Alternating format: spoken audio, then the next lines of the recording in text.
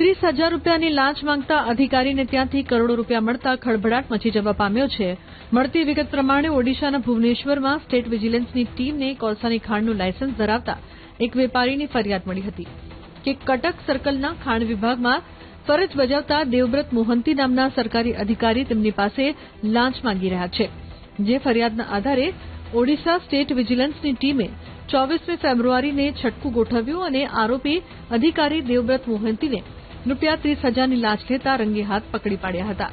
ત્યારબાદ ઘટનાની ગંભીરતાથી લઈને ઓડિશા વિજિલન્સની ટીમે લાંચ લેતા પકડાયેલા અધિકારી દેવવ્રત મોહંતીની ધરપકડ કરી તેમની વધુ પૂછપરછ હાથ ધરી હતી। સાથે જ તેમની સાથે જોડાયેલા 3 સ્થળો ભુવનેશ્વરમાં મોહંતીના ફ્લેટ, ભદ્રક જિલ્લામાં તેમના પિતાના ઘરે અને કટકમાં તેમની ઓફિસ ચેમ્બર એમ 3 સ્થળોએ એક સાથે દરોડા પાડ્યા હતા। આ દરોડાની કાર્યવાહી દરમિયાન મોહંતીના ઘરમાંથી ઓડિશા વિજિલન્સના અધિકારીઓએ એક ટ્રોલી બેગમાં અને ઘરના કબાટમાં છુપાવેલા કરોડો રૂપિયા મળી આવ્યા છે। અધિકારીઓએ આ તમામ રૂપિયા એકઠા કર્યા ત્યારે રૂપિયાનો જાણે ઢગલો થયો હોય તેવા દ્રશ્યો સર્જાયા હતા। સાથે જ ટ્રોલી બેગમાં પણ જાણે કપડાં ભર્યા હોય એ માફક 500, 200 અને 100 રૂપિયા સહિતની ચલણી નોટો તથા દાગીના પણ મળી આવ્યા હતા। આ ઘટનાને રાજ્યમાં ભ્રષ્ટાચારના કેસમાં અત્યાર સુધીની સૌથી મોટી રોકડ જપ્ત ગણાવી રહ્યા છે। 30,000 રૂપિયાની લાંચ માંગતા અધિકારીને ત્યાંથી કરોડો રૂપિયા મળતા ખળભળાટ મચી જવા પામ્યો છે। મળતી વિગત પ્રમાણે ઓડિશાના ભુવનેશ્વરમાં સ્ટેટ વિજિલન્સની ટીમને કોલસાની ખાણનું લાયસન્સ ધરાવતા એક વેપારીની ફરિયાદ મળી હતી કે કટક સર્કલના ખાણ વિભાગમાં ફરજ બજાવતા દેવવ્રત મોહંતી નામના સરકારી અધિકારી તેમની પાસે લાંચ માંગી રહ્યા છે।